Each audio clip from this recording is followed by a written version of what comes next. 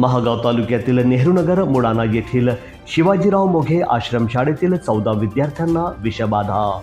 महागाव तालुक्यातील नेहरूनगर मुळाणा येथील शिवाजीराव मोघे विमुक्त जाती भटक्या जमाती प्राथमिक आश्रमशाळेतील 14 विद्यार्थ्यांना पिण्याच्या पाण्यामधून विषबाधा झाल्याची घटना बुधवारी रात्री घडली। आश्रमशाळेतील काही विद्यार्थ्यांना मळमळ, उलटी आणि पोटदुखी अशी लक्षणे जाणवू लागली। खबरदारीचा उपाय म्हणून बाधित असलेल्या 14 विद्यार्थ्यांना उपचारासाठी महागाव ग्रामीण रुग्णालयात दाखल करण्यात आले।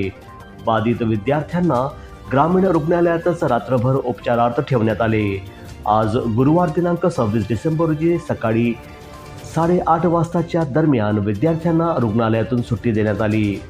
शिवाजीराव मोघे प्राथमिक आश्रमशाळेत शिकणाऱ्या एका विद्यार्थिनीने बिस्लेरी बॉटलमध्ये ORS पावडर, इनो पावडर आणि अजून एक औषधी टाकून पाणी पिले।